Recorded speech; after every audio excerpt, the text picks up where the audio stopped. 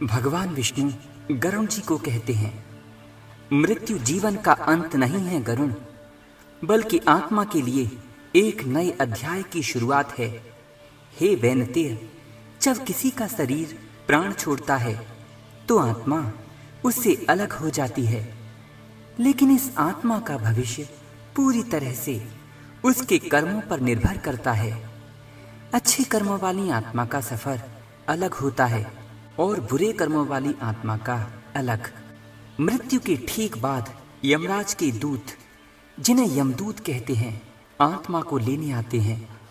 अगर मरने वाला इंसान धार्मिक और अच्छा था तो यमदूत एक शांत और दयालु रूप में आते हैं, मानो वो आत्मा को सम्मान के साथ लेने आए हों।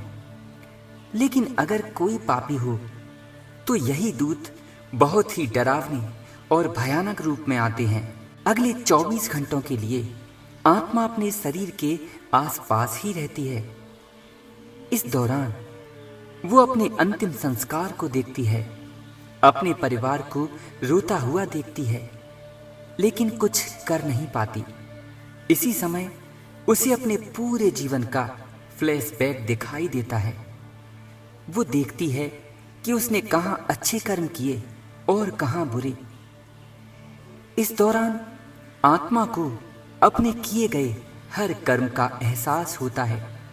एक छोटी सी गलती, छोटी सी चोरी उस समय बहुत बड़ी दिखाई देती है और यमदूत उसको कहते हैं, चलो अब अपने कर्मों का पथ देखना। इस प्रकार शुरू होती है उस आत्मा की यमलोक की यात्रा। इस यात्रा में सबसे पहली चुनौती है वैतरणी नदी को पार करना। ये नदी कर्मों की परीक्षा है।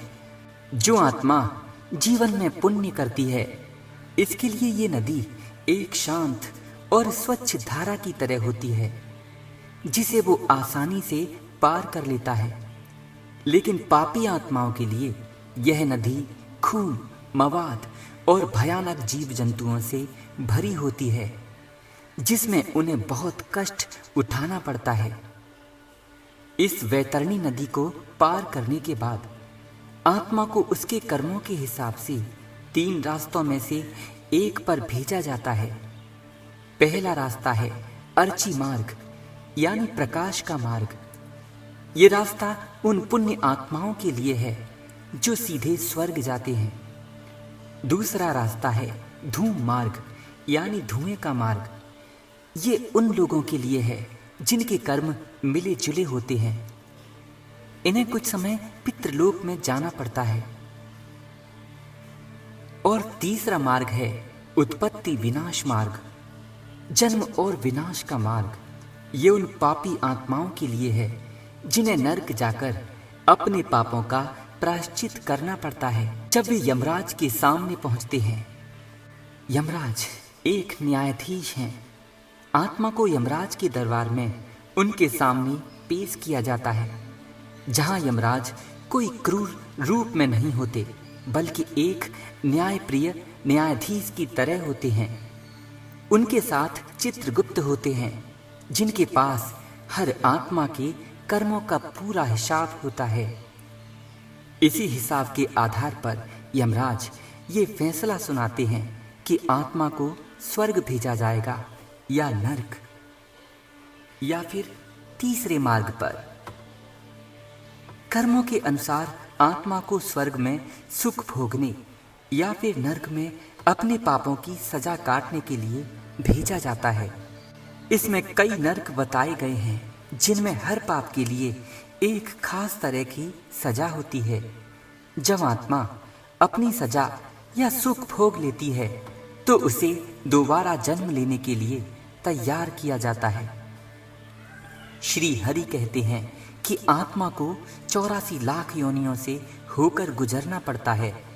इनमें से मनुष्य जीवन सबसे उत्तम एवं महत्वपूर्ण है, क्योंकि सिर्फ इसी जीवन में आत्मा अपने कर्मों को सुधार कर मोक्ष प्राप्त कर सकती है। जब कोई आत्मा दोबारा जन्म लेती है तो गर्भ में उसे अपने पिछले जन्मों की सब यादें होती हैं। वो भगवान से वादा करती है कि वो इस बार सच्चाई और धर्म के रास्ते पर चलेगी। लेकिन जैसे ही वो शिशु बनकर जन्म लेता है, उस पर माया का पर्दा पड़ जाता है और वो अपने पिछले जन्मों को भूल जाता है। हमारे जीवन में जो सुख या दुख आते हैं, वे हमारे पिछले जन्मों के कर्मों का फल भोगते हैं। कोई बच्चा जन्म से विकलांग या अंधा होता है, कोई गरीब घर में जन्म लेता है। इसका कारण उसके पूर्ववत किए गए पाप और गलत प्रारब्ध हैं। जबकि दूसरा बचपन से ही सुंदर, तेज बुद्धि, हर कार्य में निपुण और अच्छे घर में जन्म लेता है। उसका भी कारण उसके द्वारा किए गए पूर्वकृत अच्छे प्रारब्ध हैं। इसे प्रारब्ध कर्म कहते हैं।